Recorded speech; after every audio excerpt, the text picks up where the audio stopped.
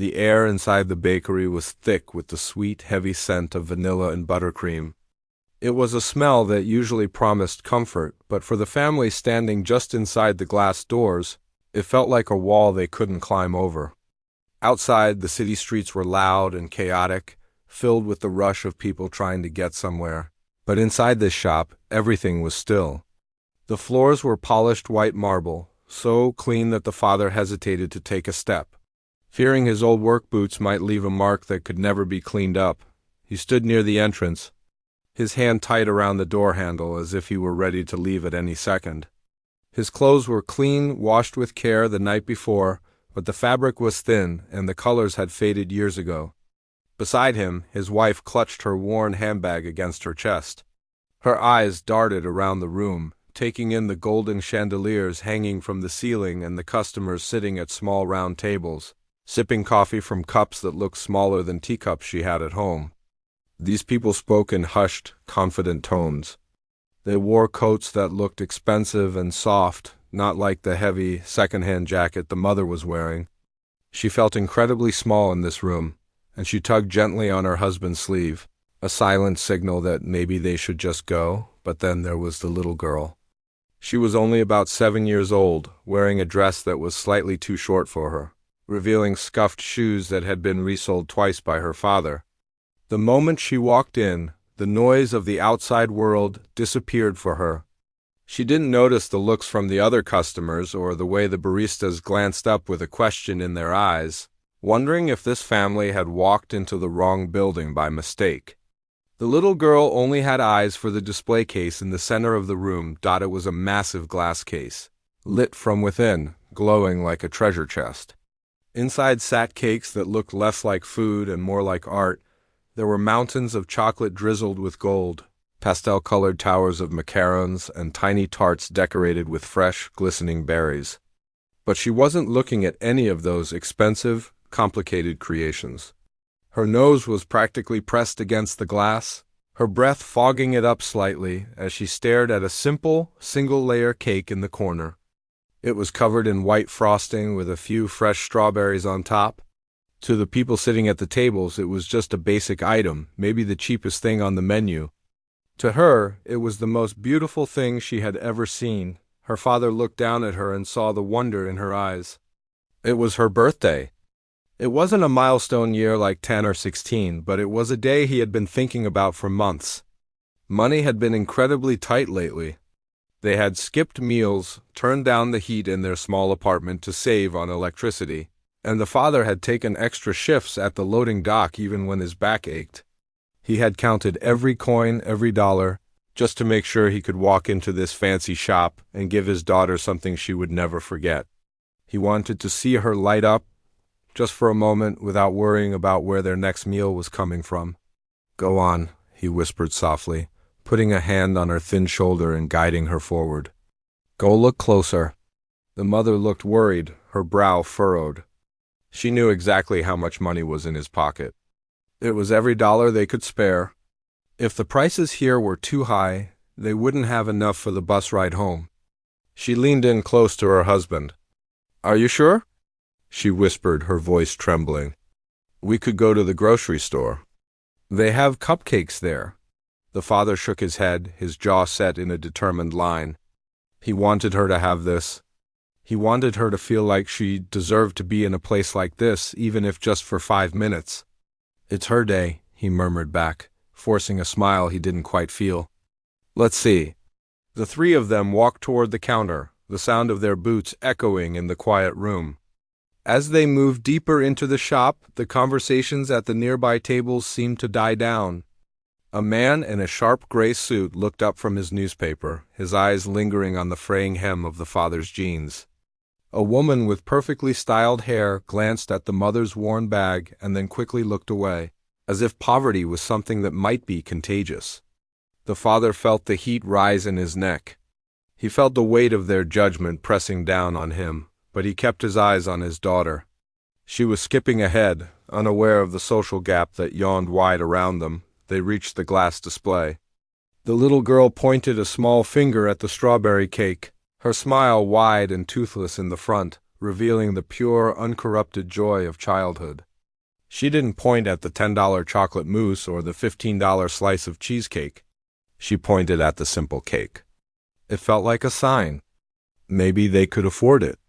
Maybe this was meant to be. Behind the counter, the staff members watched them. There was no smile, no "welcome to our shop." There was just a cold, assessing look. The owner of the shop, a man who wore a pristine white apron and had his hair gelled back perfectly, stood near the register. He was tallying numbers on a tablet, looking important and busy. When he saw the family approach, he didn't step forward immediately. He waited, letting them stand there for a moment, establishing his dominance. He looked at their clothes, then at their hesitant posture. He had seen people like this before, people who came in to gawk and touch the glass, but rarely paid the prices on the menu. The father reached into his pocket. His hand was rough and calloused from years of hard labor, scarred and dry. He pulled out a small roll of bills. They weren't crisp new notes. They were old, crinkled ones, held together by a rubber band that was starting to snap. He carefully peeled off a few dollars, counting them twice under his breath to make sure he had it right. His hands were shaking slightly, not from cold, but from the sheer intensity of the moment. He felt like he was gambling his dignity on this moment. The little girl looked up at him, her eyes shining. "Can I, Daddy?" she asked, her voice soft and polite. She didn't say, "Can I have the cake?" She just asked permission to hope. The father cleared his throat. The sound was loud and harsh in the quiet high-end bakery. He straightened his back, trying to look like he belonged in a world of marble and gold. He looked at the man behind the counter, forcing his voice to remain steady. "Excuse me," he said, his accent thick and rough around the edges. "How much for a slice of this one?" He pointed toward the strawberry cake, his finger hovering inches from the spot where his daughter had left a small fog of breath on the glass. The shop owner slowly lowered his tablet. He looked at the father, then at the crumpled bills in the man's hand, and finally, he looked at the little girl with a gaze that held zero warmth. The silence in the shop stretched out, long and uncomfortable. The father's heart hammered against his ribs like a trapped bird. He waited for an answer, desperate to hear a number that matched the money in his hand, terrified that he was about to be told he wasn't good enough to be there. The shop owner didn't answer the question right away. Instead, he leaned over the counter, resting his weight on his elbows, and looked down at the crumpled bills the father had placed on the glass surface. He didn't look at the money with respect. He looked at it like it was something messy that needed to be swept into a dustpan. He let the silence stretch out, ticking away the seconds, enjoying the power he held in that moment. He could see the anxiety in the father's eyes, the way the man's Adam's apple bobbed up and down as he swallowed hard. Finally, the shop owner sighed, a long, exaggerated sound that seemed to suck the air right out of the room. He didn't even bother to look at the strawberry cake the little girl wanted. He kept his eyes locked on the father's face, a smirk tugging at the corner of his mouth. "Do you see the prices on the board?" the owner asked, his voice loud enough to carry across the quiet room. He pointed a manicured finger toward a small, gold-lettered menu on the wall behind him. Knowing full well the man's English wasn't good enough to read the fancy script quickly, the father squinted at the board, trying to make sense of the swirling letters. I just want the one with the fruit," he stammered, tapping the glass case gently. "For her. It is her birthday." The shop owner let out a sharp, dismissive laugh. It wasn't a happy laugh. It was the kind of laugh people make when they want to make someone else feel small. A few of the customers at the nearby tables looked up from their phones and laptops, intrigued by the sudden noise. The owner glanced at them, playing to his audience. "Listen," the owner said, his tone dropping from professional to cold and hard. "This isn't a grocery store. We don't sell day-old bread here. That slice you're pointing at? It costs more than what you have in your hand." The father quickly began to unroll the small wad of bills again, his thick fingers fumbling with the rubber band. He pushed the money forward, desperate to prove he could pay. "I have enough," he insisted, his voice shaking. "I counted it, please."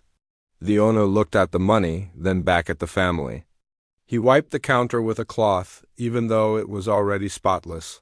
wiping as if he were trying to erase the presence of the money from his pristine surface. "Put that away," he snapped. "You're holding up the line." There was no line. The only other person waiting was a man in a baseball cap standing near the back, but the owner didn't care about the truth. He just wanted to humiliate them.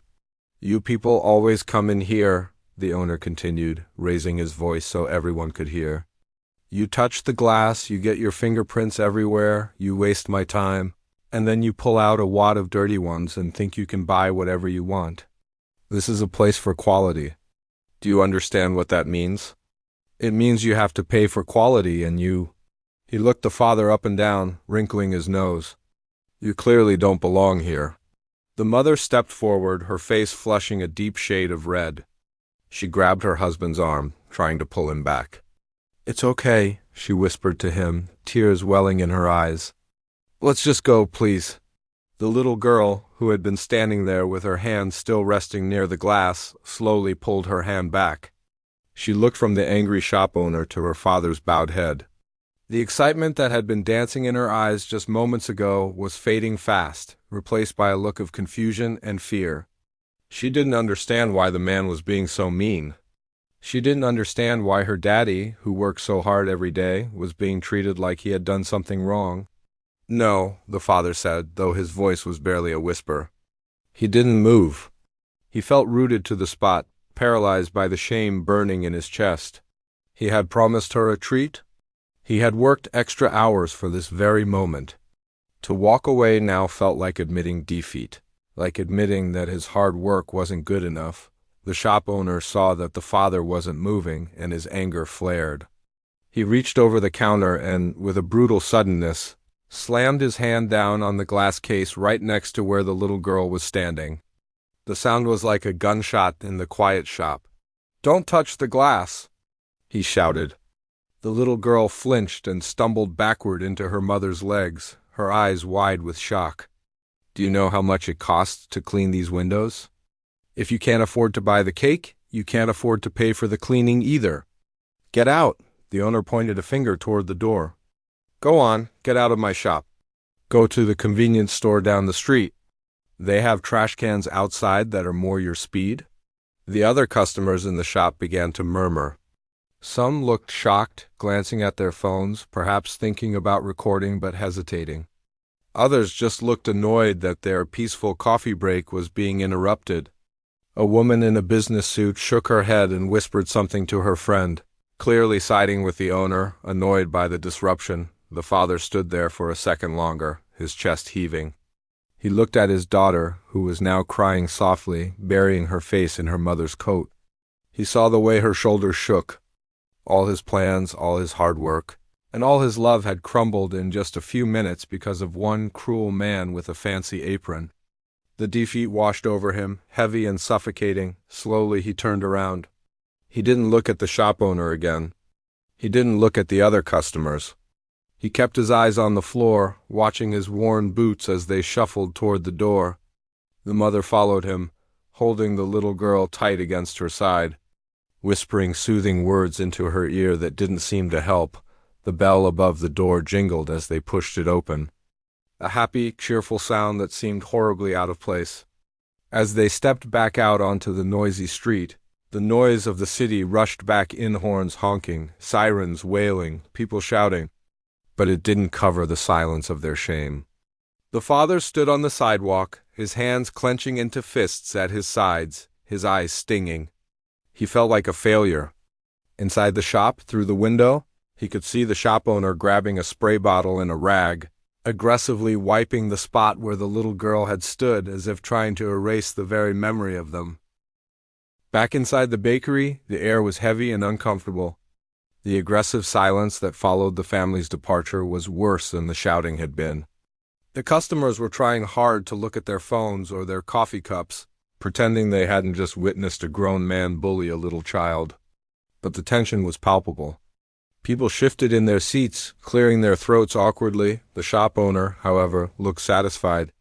He gave the glass one last, vicious wipe with his rag, polishing away a smudge that wasn't even there. He turned back to the counter, smoothing down his expensive apron, his chest puffed out as if he had just won a great battle. He didn't look ashamed. In his mind, he had protected his business from people who didn't belong there. He picked up his tablet, tapping the screen with a sharp, rhythmic click. Completely ignoring the dark looks a few of the customers were now shooting his way, standing near the back of the line. A man in a worn baseball cap and a simple leather jacket slowly lowered his sunglasses. He had watched the whole scene unfold without saying a word. He had seen the hope in the little girl's eyes when she walked in, and he had seen the light go out of them when the owner started yelling. He had seen the father's trembling hands and the mother's desperate attempt to hold back tears. This man was used to people looking at him. He was famous, recognized all over the world. But here, hidden slightly behind his cap and with his shoulders slumped forward, he was just another customer waiting for coffee. Or at least he had been. Now he wasn't waiting anymore. A look of quiet determination settled on his face. He wasn't going to buy coffee from a man who treated people like garbage. It didn't matter how good the pastries were. Cruelty left a bad taste that no amount of sugar could fix. He stepped out of the line. The movement caught the attention of the person standing behind him, who realized with a jolt that this unassuming man was actually Keanu Reeves. A whisper started to ripple through the small crowd. Is that? Wait, is that him?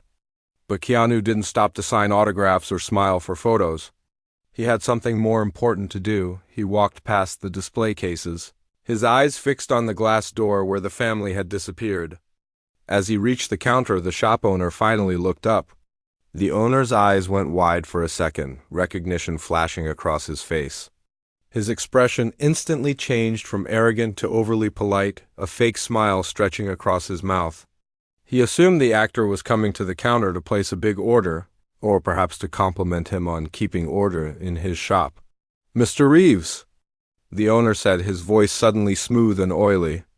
"What can I get for you today? A cappuccino? Perhaps our signature macarons? On the house, of course."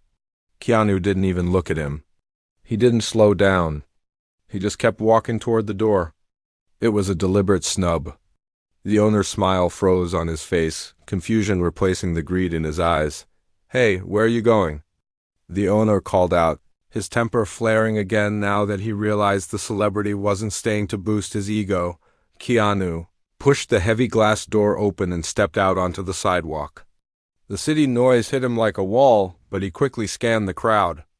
It wasn't hard to find them. Even in a sea of people, the family stood out. They were walking slowly, huddled together against the cold wind. They weren't rushing toward a destination. They were just trying to get away from the shame. The father was walking a few steps ahead, his head hanging low, his hands shoved deep into his empty pockets. The mother was holding the little girl's hand tightly, leaning down to whisper to her, but the child was still crying, her face buried in her mother's coat. They looked like a small island of sadness in the middle of the busy, uncaring city. Keanu quickened his pace. He dodged a woman talking on her phone and stepped around a puddle, ignoring the honking of a taxicab. He didn't want to let them get too far. He didn't want them to go home with this memory being the only thing they took from the day. "Excuse me," he called out. His voice wasn't loud, but it was clear and carried a sense of urgency. The father didn't turn around. He was used to people shouting on the street. Usually it was just noise. He kept walking, his shoulders hunched forward, trying to make himself invisible. "Sir, wait a second," Keanu said. Getting closer, the father slowed down slightly, glancing over his shoulder, expecting to see someone asking for money or maybe a street vendor trying to sell him something he couldn't afford. But when he saw the man in the leather jacket jogging toward him, he stopped. He didn't recognize the actor immediately. He just saw a stranger, a well-dressed stranger coming toward him with purpose, instinctively. The father moved sideways, putting himself between the stranger and his family. He straightened up, trying to look tough, trying to protect the little bit of dignity he had left. "I don't have any money," the father said, his voice rough and tired. "Please, just leave us alone." Keanu skidded to a halt in front of them, holding up his hands gently to show he meant no harm. He was breathing a little harder from the jog. No, no, I'm not asking for anything, he said softly. He looked at the father, then at the mother, and finally down at the little girl, who had peeked out from her mother's coat to see who was stopping them. I saw what happened back there, Keanu said, his eyes filled with genuine sympathy. He looked the father in the eye, his expression serious but kind.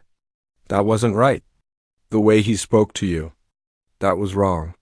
The father blinked, confused. He looked back at the bakery, expecting to see the owner coming out to yell at them more, but the door was closed. He looked back at the stranger. People were starting to stare as they walked by, recognizing the actor, but in that moment the world felt very small. It was just the four of them on the sidewalk. You don't have to go, Keanu said, taking a small step closer. He spoke with a quiet authority that made people listen. Nobody should be treated like that. Especially not on her birthday. The mention of her birthday made the mother's breath hitch. She looked up, tears swimming in her eyes. The little girl looked up at the stranger, her nose red from crying. She didn't know who he was, but she could tell he wasn't angry. He didn't look at them the way the shop owner had. He didn't look at their clothes or their shoes. He looked right into their eyes. Keanu reached into his pocket, but he didn't pull out money. Not yet. First, he wanted to fix the moment. He wanted to fix the feeling of worthlessness that had been dumped on them.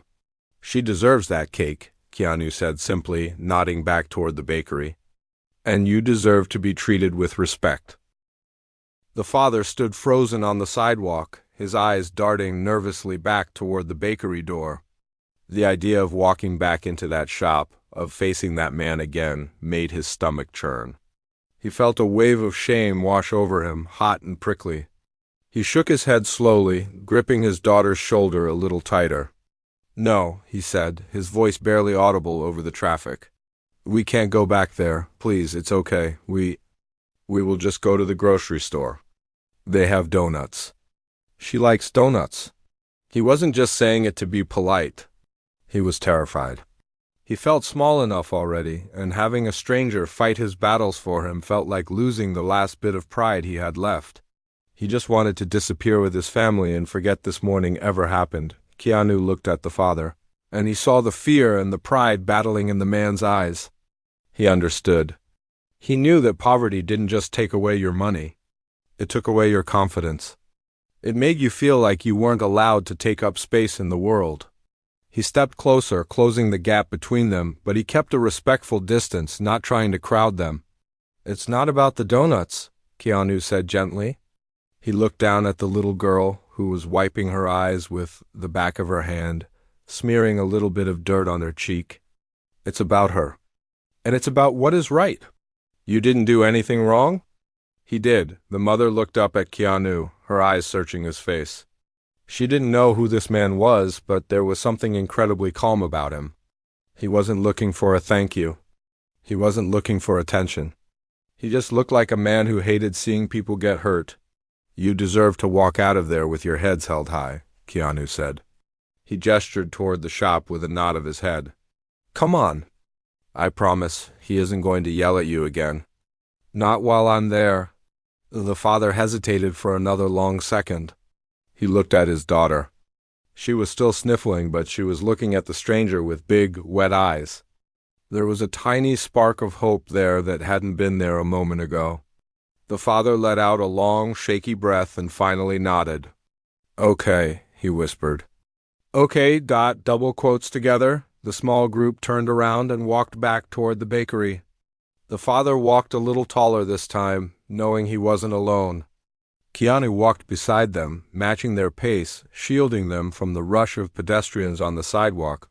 When Keanu pushed the door open, the little bell chimed again, announcing their return.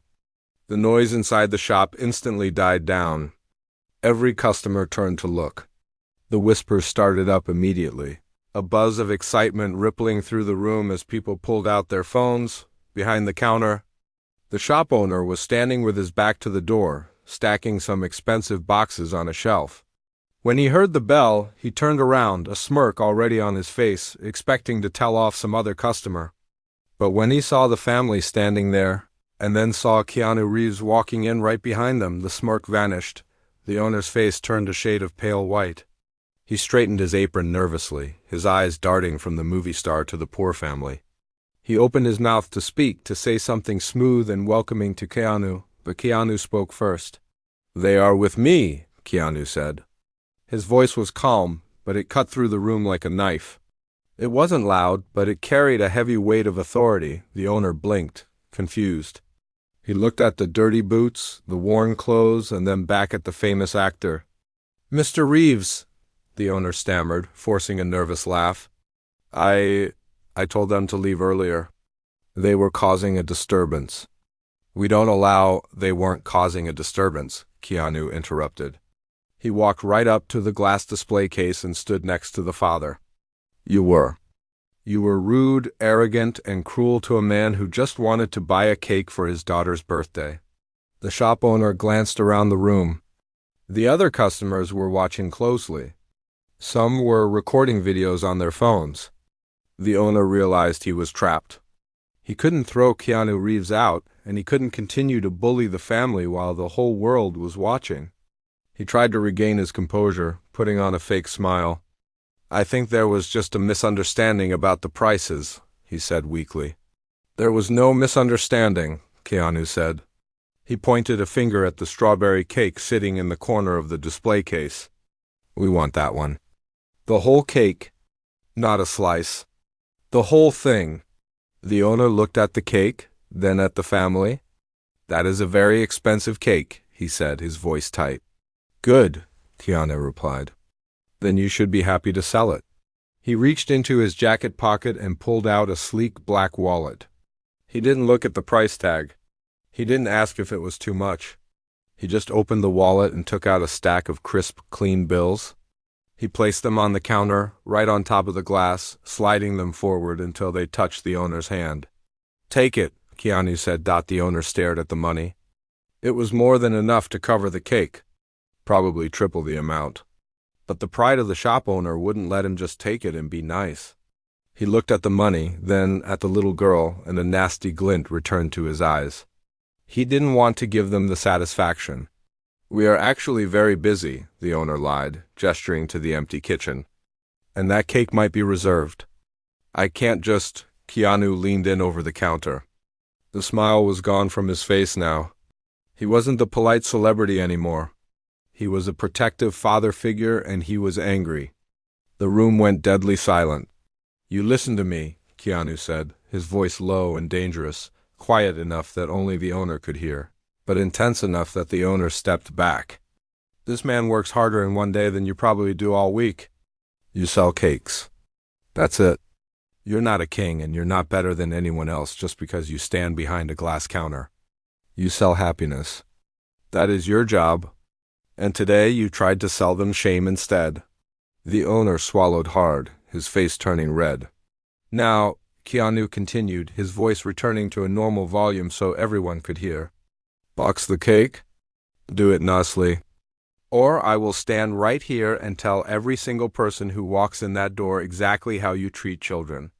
Do you understand?" The owner looked at the customers, saw the angry looks on their faces, saw the cameras recording, and knew he was beaten.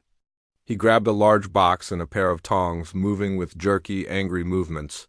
He opened the display case and carefully lifted the beautiful strawberry cake out. As he placed it into the box, he tried to slam the lid down.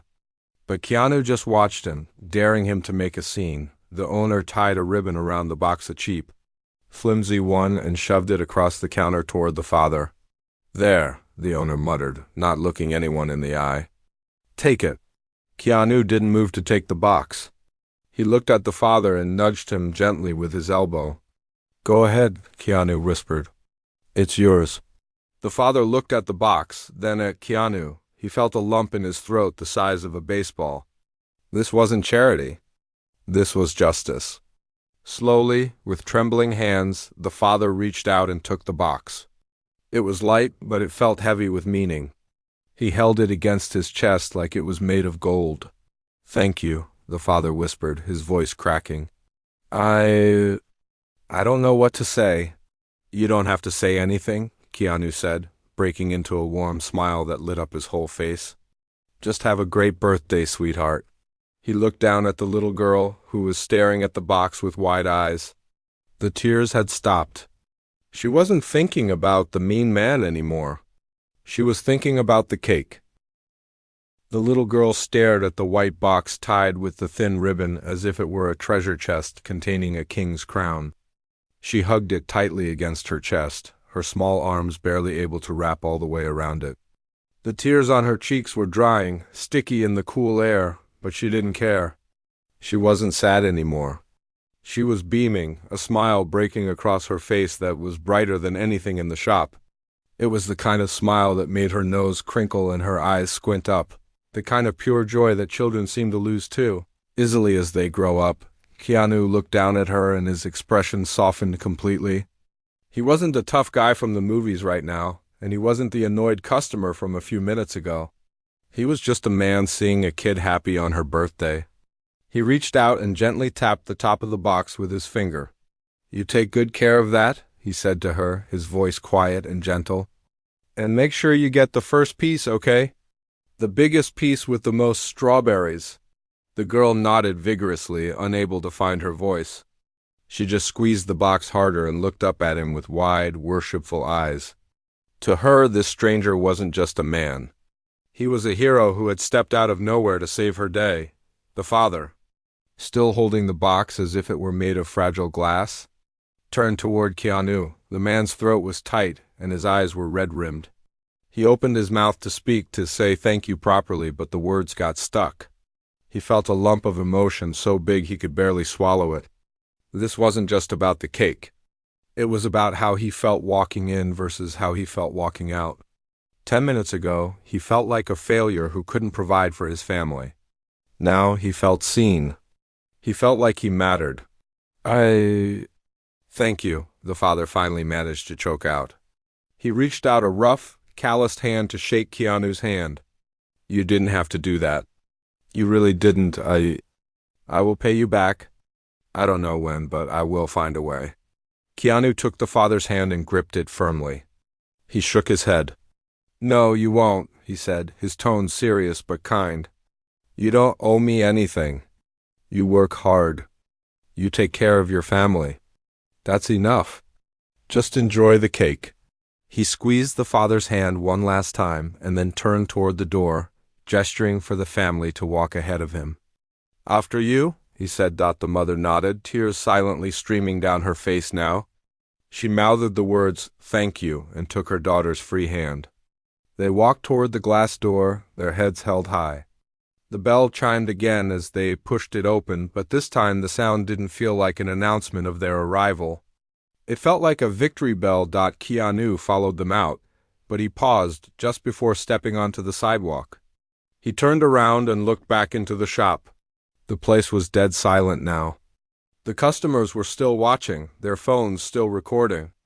The owner was standing behind the counter, his face pale and his hands hanging limp at his sides. He looked like a man who had just watched his house of cards collapse in a slow wind. Keanu didn't say anything to the owner. He didn't yell, and he didn't smile. He just gave him one long, steady look. It was a look that said, asterisk, "You know what you did? And you know it was wrong, asterisk." It was a look that carried more weight than any shouting match ever could. Then he turned his back and walked out, letting the heavy glass door swing shut behind him, cutting off the shop's cold air. Outside, the city was still busy. Cars were honking, people were rushing to lunch, and the wind was blowing old newspapers down the street. But for the family, the world had changed. The father stopped on the sidewalk and looked at his wife and daughter. The grayness of the day seemed to have lifted. "Let's go home," the father said, and for the first time that day his voice sounded strong. "Let's go have a party." The little girl cheered, a small, happy sound that made a few passers-by smile. They didn't know the story, but they could see the happiness. The family walked away, huddled together against the chill, protecting the cake like it was the most precious cargo in the world. They didn't look like the poor family who had been kicked out of a store anymore.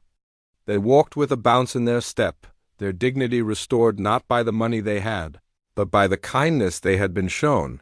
Keanu stood on the sidewalk for a moment, watching them go. He pulled his baseball cap down a little lower over his eyes. He didn't want any applause.